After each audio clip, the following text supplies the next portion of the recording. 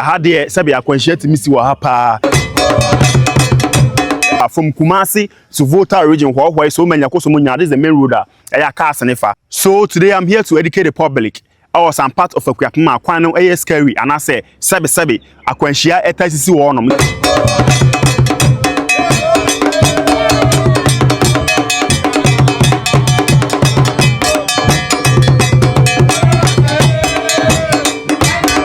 Alright, it's here, you do latte.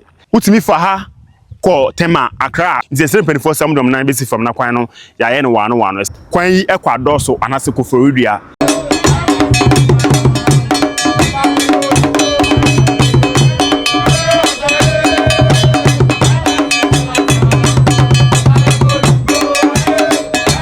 Alright, so we all know Akuapem has one of the best road networks in Ghana. Quite daso. The environment, the vegetation, some parts of Akuapem is very, very risky and dangerous. I will drive it along that side. So today I'm here to educate the public. I was some part of Akuapem Kwano AS Kerry and I say Sabi Aquanchia etasisi wonom. Nti me kwasa ambia bia ni nyina na betwa akere mo.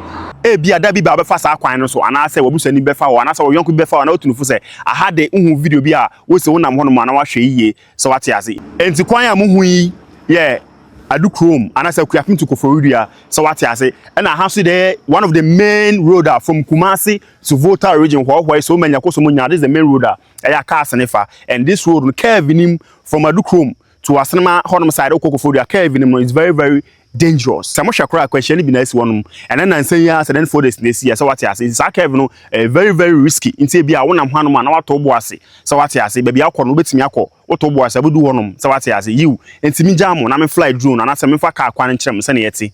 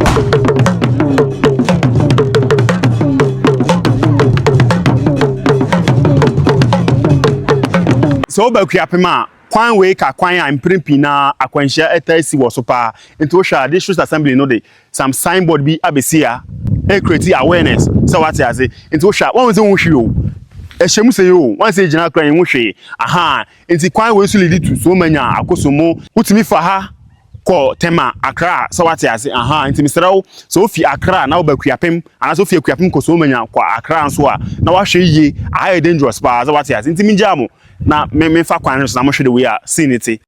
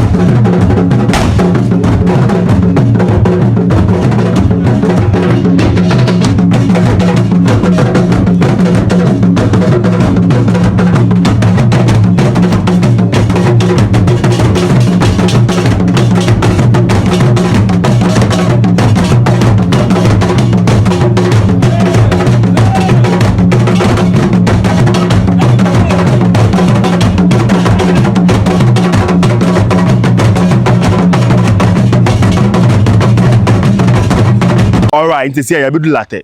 so like the coins we are a bit kind of dangerous pa so what I say so hwe me pon na the way for boom e wo down one na ehu ye so what I say nti e bia we kwan yi ana so we kwan aba ha na wa hwe ni ye so what I say coins we start ya che ye nti 3.4 some dom na be si from na kwan no ya ye no wano some so what I say nti mi jam na mo hwe sene ya that kwan no so esitie.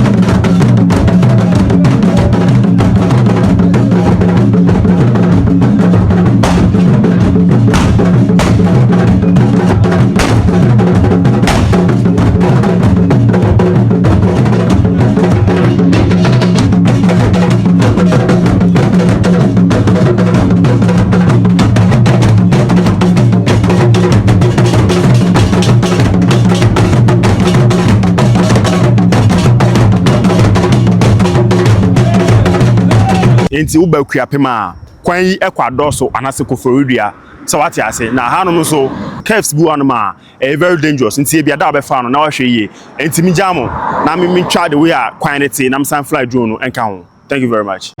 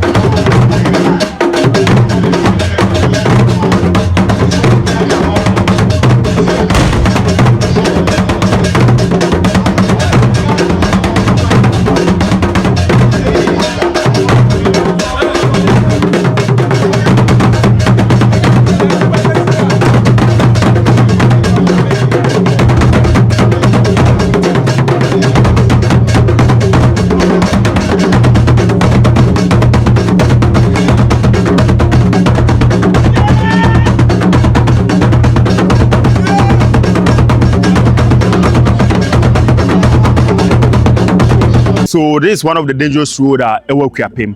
Abri to Nsawam road no. So what I say I had there sabi akwanhia timi si wo ha pa. Nti obi abefa bia na wahwe ni ye.